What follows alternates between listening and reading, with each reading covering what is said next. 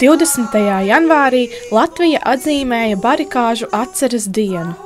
Arī Tukumā, Brīvības laukumā pie pils torņa pulcējās gan jauni, gan veci, lai dalītos savās atmiņās par barikādēm, malkotu siltu zāļu tēju, sildītos pie ugunskura un dziedātu latviešu tautas dziesmas.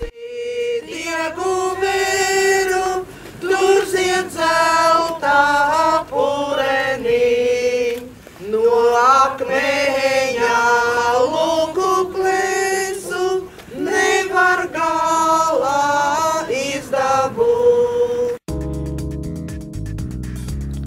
Sestdien, 25. janvārī, 14:00 Durbes pilī notiks ekspozīcijas Bērnistaba atklāšana. Durbes bērnistaba ir šobrīd vienīgā šādi iekārtotā muižas bērnistaba Latvijā. Jaunā ekspozīcija stāstīs gan par konkrētā Šlokenbekas un Durbes īpašnieku Fondereku ģimenes bērniem, gan par 19. gadsimta beigās līdz 20. gadsimta sākumā muižas bērnistabām vispār.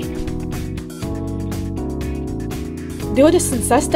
janvārī 16:00 Tukuma kultūras nama mazajā zālē Azote notiks jaunatnes teātra brīvā versija izrāde Mēnes apmirdzētie pēc Daniela Harmsa stāsta, kā vecenīte gāja tinti pirkt motīviem.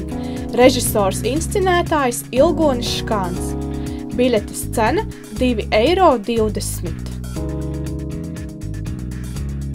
Tukuma kultūras nams aicina. Esi apveltīts ar labu humora izjūtu? Varbūt tev patīk daudz jokot un atrasties uz skatuves? Piesakies!